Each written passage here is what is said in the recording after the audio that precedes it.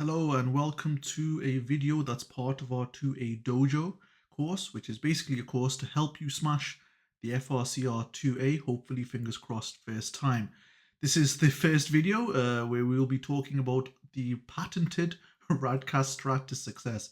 Basically your game plan for the FRCR 2A to help you go from zero to hero, pass it first attempt so you can focus on bigger and better things such as getting the 2B done and then enjoying your life. My name is Mohammed. I'm a FRCR survivor, just about, and I'm one of the RadCast's co-founders. So let's get straight into it.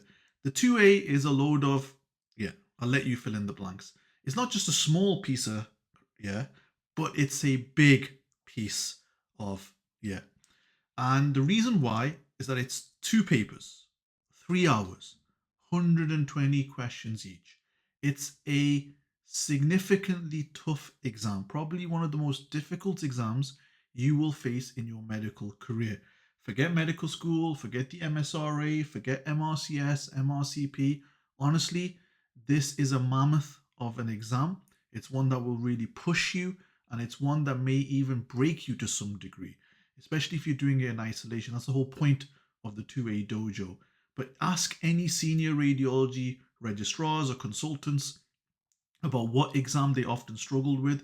They'll say the 2A because of the difficulty in terms of what it assesses and what it expects from you as a candidate. And often many candidates underestimate the 2A. They just think, oh, it's just another exam. It's nothing like your part 1. The part 1 physics and anatomy was a walk in the park compared to this, okay? And the 2A becomes even more stressful when you consider that it's a critical progression point. You can't enter into ST4 without it.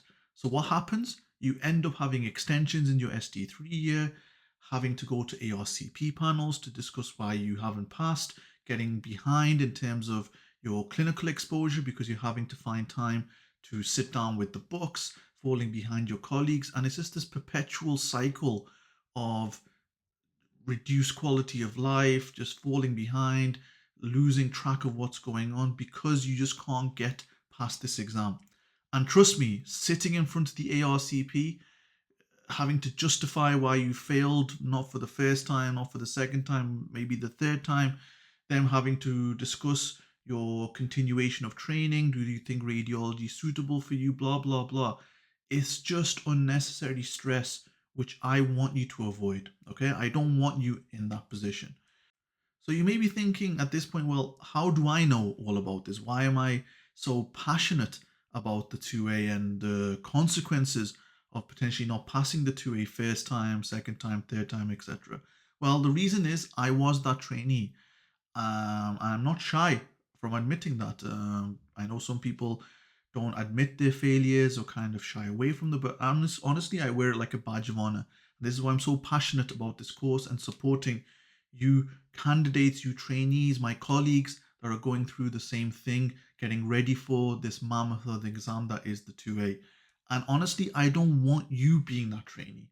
I want you to pass it first time, get into ST4, start the 2B, which honestly, genuinely is so much more enjoyable to prepare for. The consultants really enjoy teaching you because it's real cases. You learn a lot. You learn a lot of clinically relevant stuff that helps you in your day to day. You see a lot more cases and you start to become a lot more confident as you become a senior trainee. The 2A is very detached from all of this. You learn it, go into the exam, dump it all, hope you pass, and then you kind of forget the more trivial things and remember the stuff that you kind of reinforce day to day. But what I don't want is you having to go to ARCP, having to explain your failures, having to then try and justify you continuing your training, having to pick yourself up and go through the whole process of revising for the 2A. It's stressful. It's really bleak, and it can really affect your morale considering you just want to get through your training. And the problem with the 2A, or the reason why it's so difficult rather, is when you compare it to other exams, you realize how much they expect from you and how challenging it can be to get your head around that. So let's take, for example, your medical school exams. They tested breadth, like surgery, medicine, specialties, but it wasn't much depth. It was often quite shallow depth, maybe one or few rare diseases if you knew it, good. If not, whatever. But it was more that, are you safe and a competent medical doctor across the board? With the MSRA, I know you may have forgotten that, but let's just quickly briefly touch upon it. It was again breadth, but there was a bit more depth this time. It would go into a bit more detail about the specialties. I'm not going to talk about the ethical side. That's just a load of crap. But I'm talking about the clinical. It was a bit more depth than your medical school exams, pharmacology, maybe a bit of public health, for example, your differentials a bit more than the medical school level, because they expected you to have done the foundation training. So clearly you must have learnt a bit more medicine, wink, wink. Obviously you didn't, but that's what they presume. When you come to the FRCR 2A, not only does it test breadth, which you're used to, but now, boom, it's depth. And my God, do I mean depth. Because if you remember the modular exams, the way it used to be before this synoptic paper, it used to be an exam focused purely on one module or one element of radiology: musculoskeletal, neuroradiology, GI, pediatrics, GU, breast, cardiac, chest. Okay, they were just dedicated modules that focused purely on that component and nothing more. That's what depth meant. But when they brought it into the synoptic paper, you may have thought, well, okay, now that it's this 120 multiple choice questions, 3 hours long, where it's all kind of jumbled up, where you can go from a PEDS question to a gynae question, then to an MSK question, maybe they won't have depth. You're wrong. They still expect the depth of the modular format, but now it's across the entire spectrum of radiology, including IR, including nuclear medicine. So that's where the issue arises, and this is what will really push you. Combining your breadth of knowledge across all radiological modalities and body parts, and also the depth that you have to go to, the ridiculous depth that you have to go to understand the intricacies of each imaging modality and each imaging body part. And ultimately it ends up being where you just feel like you can't tolerate this, because it's really overwhelming when you start to revise. And what ends up happening is you just start to lose the plot when you first begin, especially if you don't have any guidance, and you get paralysis from over-analysis. Okay, you have a lot of resources, people telling you to do it this way, to do it that way, and you're just like, where do I start? All right. And this is where we come in with the RadCast's patented 3 steps to success. Not patented, I wish it was, but it isn't. It's just tongue in cheek. All right. So step 1, pick a reference book. I'm going to come on to each step individually, but pick a reference book. Number 2, Radiopedia is your friend. This is critical. Okay. The RCR have clued up on the reference books, and they know how the reference books describe certain pathologies.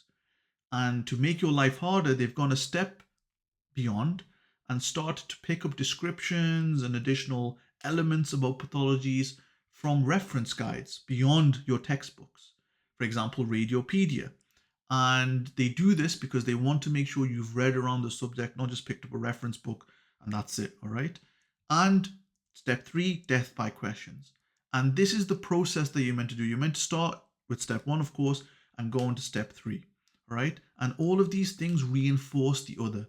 You starting off with a reference book, you're building your foundation, you're then supplementing with Radiopedia, because you may realize that these reference books can be out of date, all right? And they may be using management that is not based upon the UK, and you can't be going in with the US guidelines and US pathways, okay? You're just gonna make life really hard. And death by questions is reinforcing what you know. And secondly, you may pick up on these weird and wonderful pathologies that may not have been referenced in the initial reference books. Those little tidbits that may be recall questions, or just little wonderful pathologies that you just need to know, these ant minis, so to speak.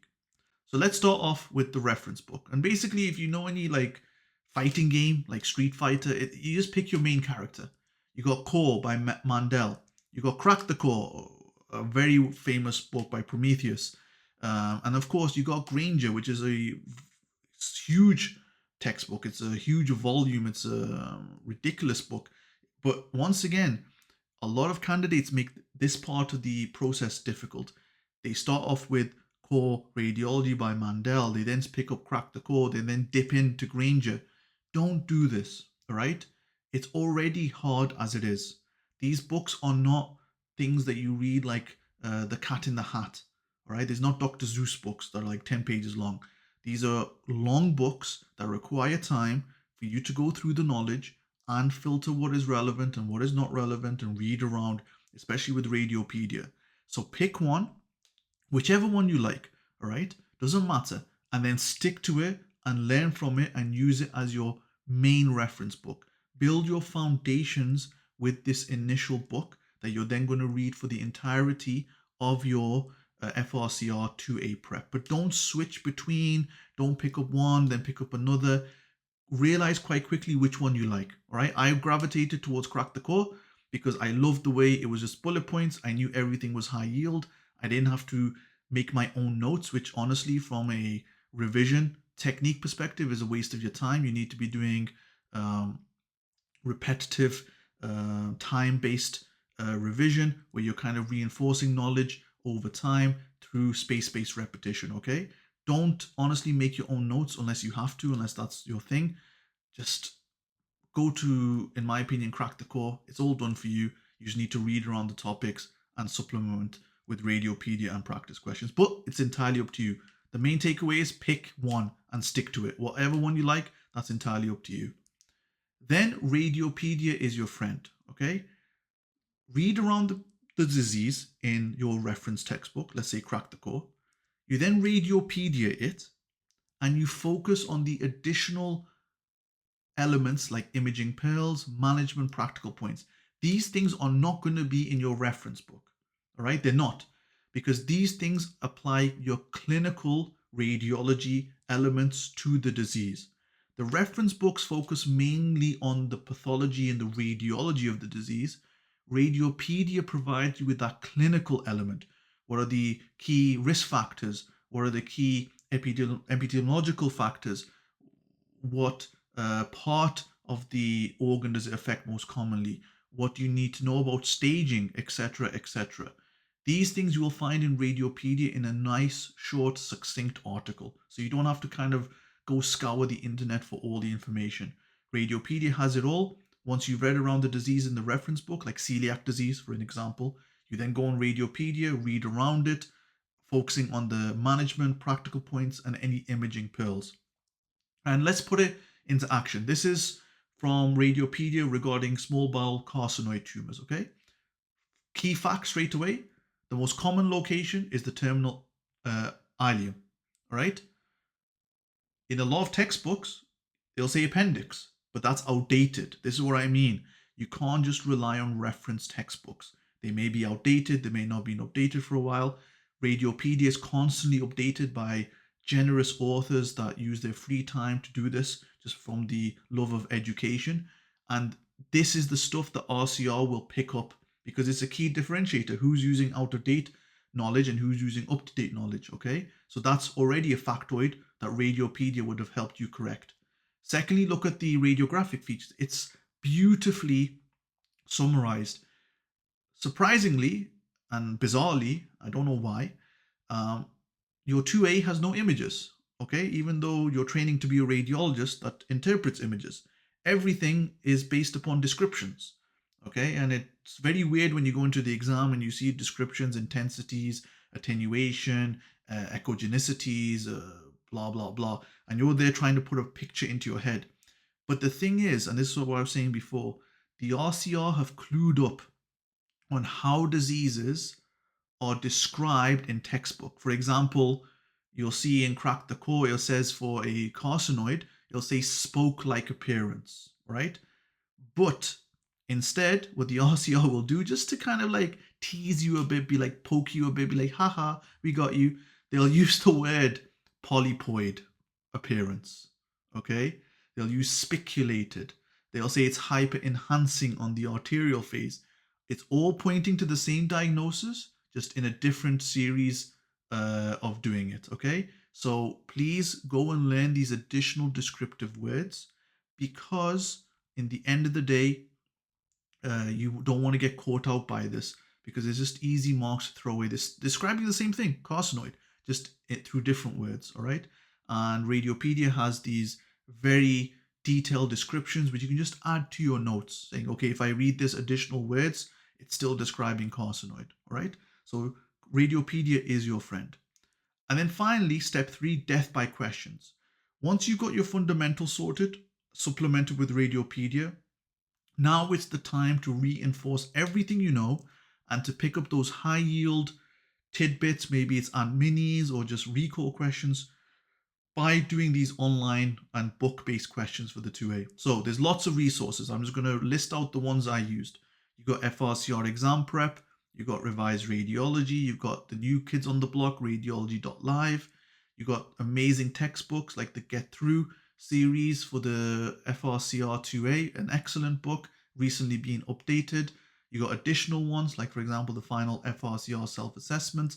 And you've got this one by Masterpass, which is based upon the old format, the modular format, but it's still relevant. But just be a bit aware that the more outdated books may have some inaccuracies or incorrect answers. And that's why we often recommend that you use Radiopedia, because you'll get the up-to-date information. By the way, don't worry about having to like scribble anything down. I'm going to put a link to all the resources I talk about in the description for this video. So then let's go through the RadCast's patented 3 steps to FRCR2A success. So start with your reference book, pick your main character. It can be anything, all right? Whatever textbook you gravitate towards most, just pick one and stick to it, all right? The key is to get through that textbook. Repetition is your friend here, not just reading it once and hoping everything sticks. You may have photographic memory, or the oddity, 99.9% people don't. So I'm happy for you, but I didn't have that, and I'm sure many others don't. But you need to repeat these resources to make sure things stick. Once you've read a pathology, go read it up on Radiopedia, get the up-to-date information, pick out the really high-yield clinical pearls, the practical points, the clinical implications of the radiological findings, which the RCR love to now test. Once you've done your first read of your reference book, start and rinse questions. Whatever resource you want to start with, whether it's a textbook, whether it's online, please just start, okay? You need to pick up on these high-yield tidbits and minis that may not have been discussed in your reference book. You need to be aware of them. So if they do come up, you're like, I've read this before. And based upon the questions, you're now going to start your second read of your reference book that already has the Radiopedia information added to it. But now it's going to be very selective. Let's say, for example, you do a question on breast cancer. You're going to read your notes about breast cancer from the reference book, adding anything on that you may have found. For example, what is triple assessment? What are different management criteria for different genetic disorders that increase the risk for breast cancer? How do you screen them, for example? Once again, these will be based upon UK guidelines, UK management pathways that the reference books may not have, because those are focused more on the radiological imaging, not the management. And then hopefully with this 3-step method to your success, you go and sit your exam and you smash your exam first time. That's the key. That's what we're aiming for. Now, let's address some of the things you may hear. But Mohammed, one of my mates said you can just do questions. And I would ask you, where are your fundamentals? Where are your foundations? Okay, that picture, by the way, is foundations. It's like I'm, trying to get it across through an image. But yeah, I mean foundations. What are your foundations? If they're strong, like for example, you understand the different imaging appearances, what they mean. What does a high T1 signal mean? What does a low T2 signal mean? What does hyperattenuation, hypoechogenicity mean? Then fair enough. You've got really good foundations and you can start to build upon them with questions. Once again, you're probably an odd candidate in the sense that not many candidates will be in the same league as you, but it can be done. I'm not denying that. It has been done. But that relies on your fundamentals and your foundations being absolutely solid. Because if they're not, you're going to have no idea what that question is about. And most of these question books or these resources, yes, you can filter based upon, for example, body part, but you're just going to be going from one disease to a next without really reading around it. And you're probably going to go in not knowing enough for the exam in terms of both breadth and depth. But one of my mates said, Mohammed, that you can just do insert a reference book, or you can just do Crack the Core, you can just do Core by Mandel, you can just do Granger. Once again, you can. I've not heard many people pass this way, but I'm sure some people have. But once again, all you have is knowledge, and this is going to be you in the exam. You're going to read the question and you're going to be like, wait a minute, why is it in the context of a case? What's going on? Why is it not a series of facts and it wants me to pick out which fact is wrong? The exam will apply your radiology in a clinical context. A lot of these reference books do not do that. They provide you with the radiological imaging, the significance of the pathology from a radiological perspective, but they do not apply it into a clinical context. They don't tell you about management guidelines. They don't tell you about like contraindications, for example, in IR, what are contraindications to thrombectomy. These are really common topics now for the FRCR 2A, once again, because you are passing an exam showing your competency as a clinical, keyword is clinical radiologist, okay, not just a radiologist. So yeah, you can do it just with a reference book, but honestly, you're going to really struggle. And when you go into the exam, you're going to be like, I have no idea how to apply my knowledge in the case of clinical cases. But Mohammed, one of my mates said you can just prep in 1 month, just like enjoy your ST2 year, enjoy the first bit of your ST3. Then you know what? Just before the exam in a month, just cram. Yeah, okay. This is classically that person that, secretly revises every day, doesn't want to admit it because he doesn't want to get judged, even though that person by lying is more of a loser than if they were just honest. At the end of the day, like we're all like adults now, but hey ho. But no, they're not. You can't prep in 1 month, all right? Don't take this exam lightly. It's a expensive exam. Okay, it's not change. At the end of the day, it's not like just a £10 exam. It's a 3-figure exam. It's going up in terms of costs. Don't be that guy that just throws away your money to the RCR. They got enough of your money already. You need to take this exam seriously, respect the exam, and therefore prep well in advance. Minimum 6 months. Okay, minimum 6 months. You need to sit down, accept your life is going to be crap, but just get through it first time, because then you can enjoy the prep for the 2B. It's a lot more relevant and you can actually focus on your subspecialty training. A month is ridiculous, right? If you do pass in 1 month, I take my hat off to you. You're amazing. You're the best person ever. But for us mere mortals, it's not the case. 6 months is what we would recommend. But Mohammed, one of my mates said you can just wing it. Forget the 1 month. Just turn up on the exam and, have a good time. It's at the end of the day, it's what you do in your job, right? You have our permission to do this, all right? Whatever this person is saying, it's a load of nonsense. You cannot wing this exam, all right? This exam does not test purely what you do day to day, because if it did, it would not have such a reputation. This exam tests how much do you know, all right? And we genuinely think the examiners love making some of these questions because they find the depths of their topic and find a weird and wonderful method of making into a question. And when you read it on the exam day, where did you find this? How did you think of this? All right. You cannot wing this exam. Please do not disrespect this exam. All right. Take it seriously. Give yourself 6 months. Go in prepared and then go out smashing the exam. But you cannot wing it. All right. Anyone who says that is just lying through their teeth. So stick to the strategy. Step 1, pick a reference book, any book, doesn't matter, just stick to it. Step 2, Radiopedia is your friend. Make sure you go through Radiopedia.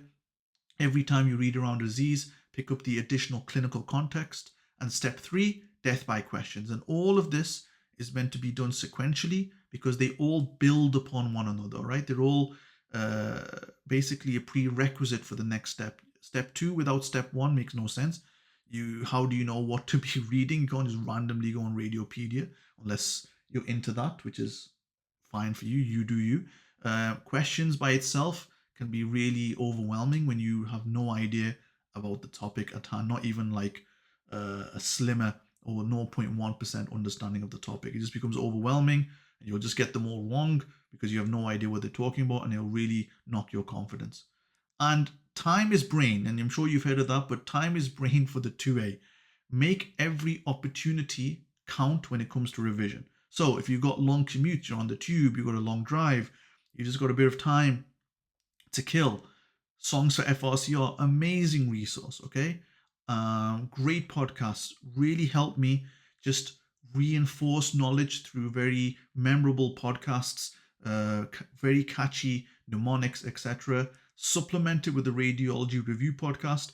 This is more for the American board, but once again, great overview of the topics. They have handouts for their podcasts which go through high yield topics. And once again, it's a great supplementary resource. Just be aware that it's for the American board. So don't necessarily follow or kind of pick up bad habits when they're talking about management for diseases, because that'll be based on American guidelines. And of course, we have our own revision group that's free to access. Please do join. And we go through high yield topics, we share questions, and it's kind of like a community group. And the whole aim of this group is to make the largest FRCR to 2A revision group where you can feel like you're part of a community, because we don't want you feeling isolated for this exam. It's already hard.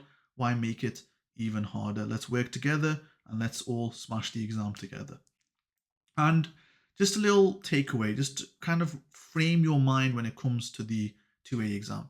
You're not going to get 100%. I know that hurts the inner medic in you.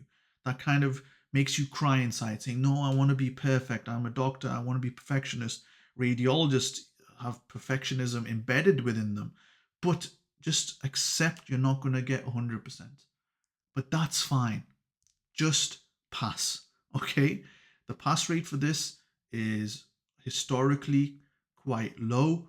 It's a challenging exam. And at the end of the day, you may have a 99 problems, but I don't want the FRCR 2A to be one of them. All right. I want you to pass first time, get through it, and then go and smash your 2B. So then you can be on track to getting a consultant job and enjoying your post-exam life, which honestly is liberating. Trust me, I've been there. So too long didn't read. What's the TLDR? 2A is tough. It tests both breadth and depth. 6 months prep minimum. Stick to our patented 3 steps to success method. Pick a reference book, stick to it. Radiopedia is your friend. Death by questions, all right? And in that sequence that I've showcased. Cut the noise. Stick to the strategy. Do not get distracted. Stop with the shiny thing syndrome. Oh, I heard about this really cool and upcoming new large language model that uses AI and blockchain technology. Leave it, all right? Stick to what works. You need to put in the time. You need to put in the repetition. You need to put in that work, all right? Accept you're going to have no social life, all right? No pain, no gain. But the alternative, trust me, I've been there, is much worse. Having to prep for ARCP, having to explain why you didn't pass, having to justify you being a radiology trainee, having to kind of jeopardize your own training because you're having to focus on the 2A, having your colleagues get in front of you and get ahead and focus on other things while you're still there having extensions. It's not a nice place to be in. And I don't want you in that camp, right? I want you to just get through it first time, enjoy your life, smash the 2B, and also then enjoy life without exams, okay? There is light at the end of the tunnel. The 2A is just a big hurdle to get there. And of course, finally, join our revision group. The link is provided in the description for this video, but please do. We'd love to have you. We want to build the world's largest FRCR 2A revision group, and at the end of the day, work together to help you overcome this really big hurdle. So yeah, we hope you enjoyed the video. If you've got any questions, just reach out at hello@radcast.co.uk. Make sure to sign up to the 2A Dojo via the link on your screen. Make sure also you sign up to our community group. We'd love to have you, and we'll see you on the next episode. Take care.